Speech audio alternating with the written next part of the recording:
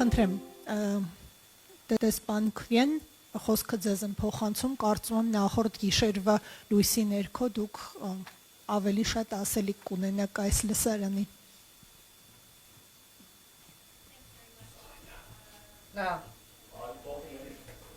Անջատի տեղից։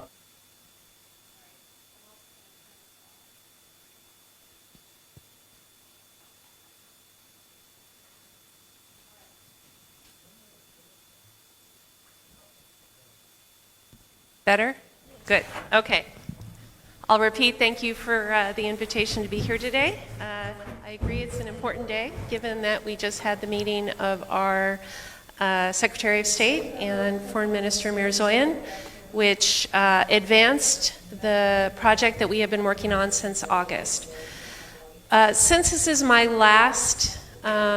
public event, I think, in Armenia, I thought I might actually look back briefly to when I first arrived in February 2023. Then I would say the situation in Armenia was different. There were daily, oftentimes, shootings across the border. Frequently, Armenian border security were injured or killed. Of course, in September 2023, we had the harrowing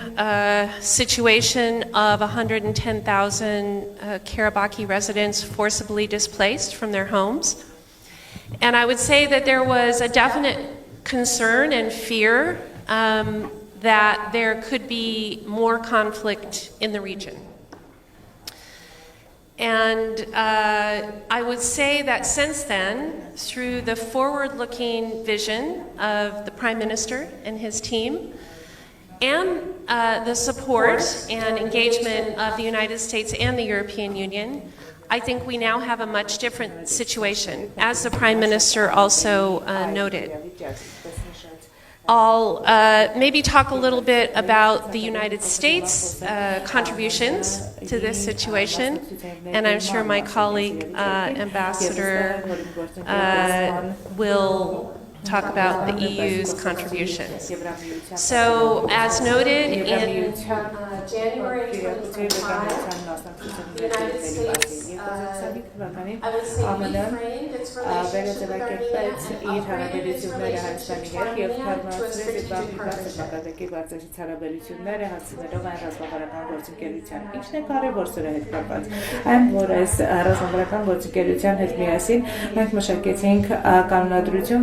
Սահմանեց նաև մեր ավաշյանցիկ ուղին և տարբեր բաներ կան, որոնք տեսնենք, որ արդեն իրականացվել են, դրանք ըստ էության այդ կանոնադրության մեջ էին ամրագրված ի սկզբանե։ Տնտեսական իմաստով մենք բավականին շատ աշխատանք ենք արել և ես կցանկանայի ընդգծել երկու բան, որոնք իրականացվել են և ձեռք են բերվել վերջին ամիսների ընթացքում։ Առաջինը այն էր, որ հիմա մենք արդեն ունենք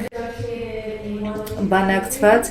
1-2-3 համաձայնագրերը, որը քաղաքացիական միջուկային էներգիայի համաձայնագիրն է Հայաստանի և ԱՄՆ միջև, ինչը մեզ կտա հնարավորություն և կբացի ավելի մեծ հնարավորություններ լրացուցիչ համագործակցության քաղաքացիական նպատակներով միջուկային էներգիայի օգտագործման իմաստով։ Բացի այդ, մենք սատարել ենք և նաև արտահանել ենք, ինչ ես ասում, վիզաներ չէ, ինչ էր, արտահանման լիցենզիաներ, բարձր մակարդակի տեխնոլոգիաների համար ԱՄՆ-ից, որպեսզի անգան այստեղ և տարածաշրջանում առաջին արհեստական բանականության կենտրոնն է հիմնել և սա ոչ թե Հայաստանում, այլ ամբողջ տարածաշրջանում առաջին է և սա ԱՄՆ-Հայաստան համագործակցությունը, ԱՄՆ տեխնոլոգիաների կիրառմամբ Հայաստանը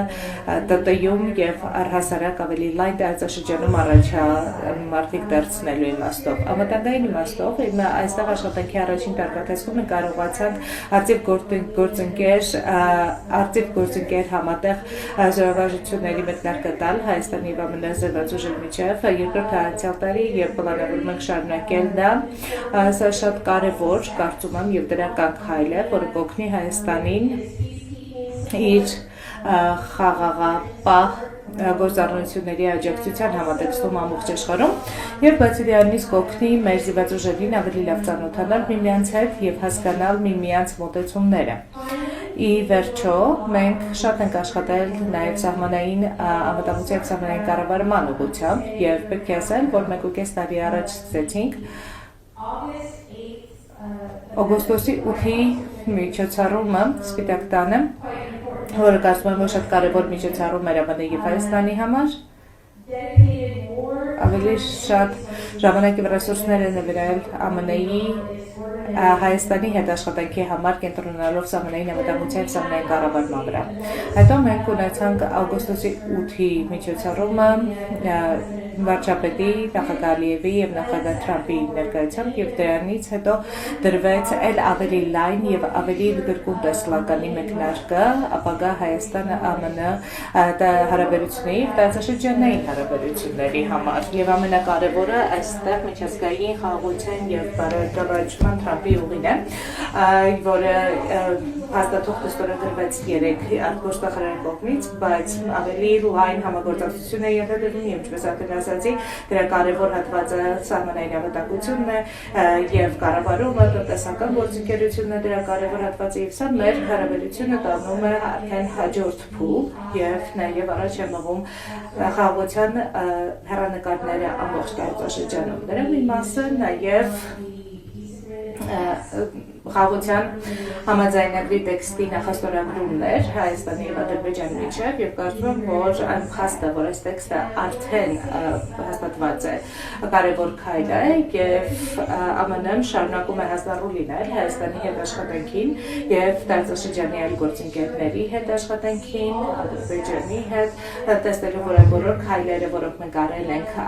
հասնում են իրենց դրամաբանական եզրահանգման եւ դրանով բերենք տեղական եւ արդար խաղաղություն եւ բարգավաճում Հայաստանին եւ տարածաշրջանին։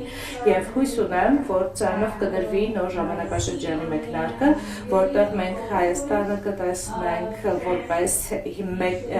կենտրոնակետ, տարածիկ ուղիների կենտրոնական Ասիայի եւ կենտրոնական Եվրոպայի միջեւ եւ տնտեսական հանգույց նաեւ ՏՏ կենտրոն տարածաշրջանի համար։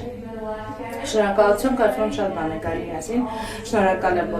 բոլորիդ աջակցության համար այս լսարանում նստած մեր աջակիցների համար։ Հետ աշխատել ենք հաջողի շնորհակալություն։